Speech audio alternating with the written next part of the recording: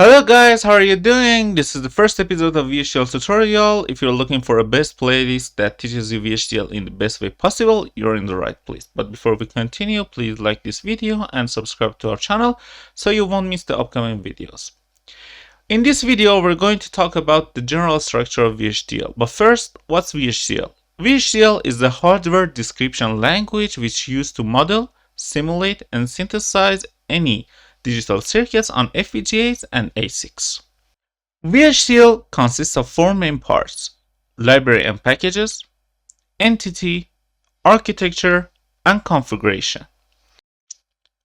First section is library and packages. Library and packages are pre-written codes by other engineers like you to help you model your hardware faster and more efficiently.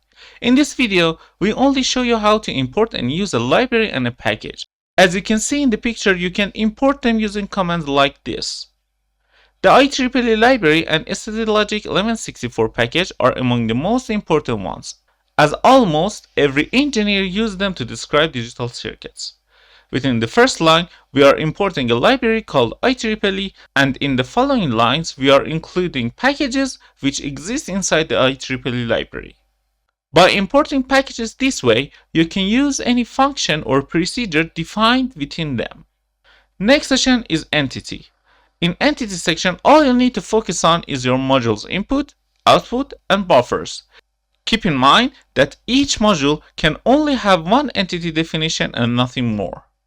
And also, at this stage, you don't need to worry about what happens inside the module. Next section is architecture.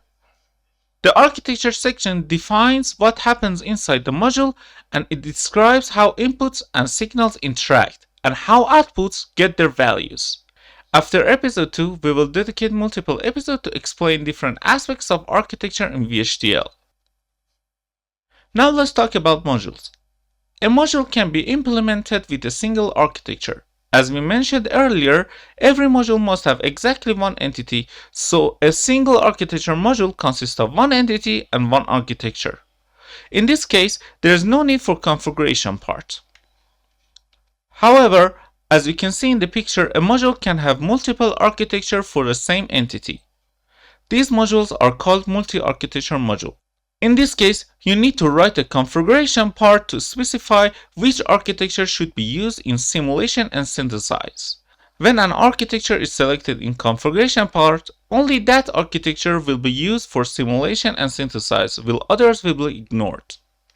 So keep in mind, for single architecture module, you don't need to write a configuration part. But for multi-architecture module, you have to write a configuration to specify which architecture should be used for synthesize and simulation. And this was the first episode of VHDL tutorial. If you find this video useful, please share this video with your friends, and don't forget to like and subscribe for upcoming videos. Every weekend we upload a video for VHDL, and if you want to contact me, my email address is in the description.